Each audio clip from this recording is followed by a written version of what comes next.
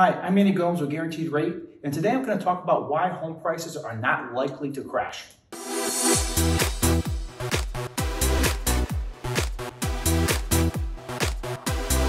So I've been hearing more and more lately from either talking heads on CNBC or some YouTubers who put out a video, and I guess I'm one of them right now, that home prices are just going to crash. Like home prices are going too high, it's all COVID fueled, and the low interest rate environment pushed up home prices, and we're gonna see an imminent crash. And I just don't buy it, right? Because I was around when home prices crashed in 2008. That's when I began my career in the mortgage business. And I studied that period of time and I lived it. So I know what it takes for home prices to really decline substantially.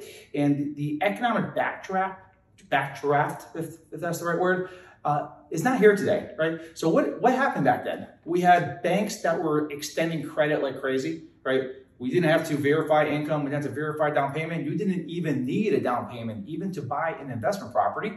And we had a shortage of homes, and we had a crazy amount of buyer demand that just propped up the home prices to a level where, the monthly payments just didn't make sense to own.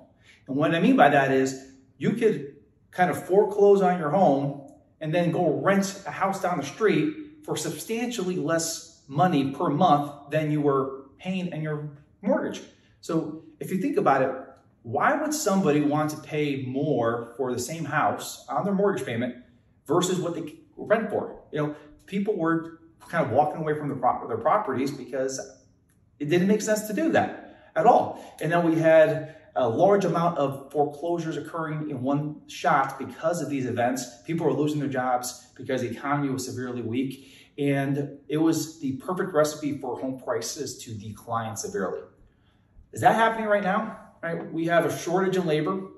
We have inflation, which is driving up the prices of things. And guess what? A home is an asset. If inflation is attacking the economy, it generally helps raise the price of assets, which is a house. So home prices tend to go up when there is inflation. And we also have interest rates that are very manageable. And we have the government, love them or hate them, they kind of really intervened in the housing market and make sure that those bad mortgage players were not able to kind of give out mortgages like candy again. And we have well-qualified borrowers who have been purchasing homes and driving up the price of homes due to a lack of inventory and due to a strong demand of buyers. And these aren't buyers like before that were buying multiple rental properties each because they were trying to live the American dream and have all this rental income coming in. These are millennials, right? Older millennials, right? They're in their mid 30s, early 30s, late 30s, whatever. And they are married. They're starting to have children. They want to plant roots, and they have been purchasing homes like crazy. And it makes sense. They're at the age in their lives where they settle down. You purchase a home. They didn't purchase a home in their 20s, which, a few decades ago was a norm. Buy your first starter home, move up to your next home. We have millennials that have been working. They're further along in their careers. They're making more money than the typical first-time home buyer. And they have accrued a down payment because they've been working for so many years. So they have a decent down payment to put down on a property. So most properties being purchased right now have a good chunk of equity built in. So we could actually withstand a home price correction of 15, 20%, possibly 20%, but more in the 15 to 10. And it's not going to trigger a foreclosure epidemic at all. So looking at all that, it just doesn't make sense to me that home prices will decline.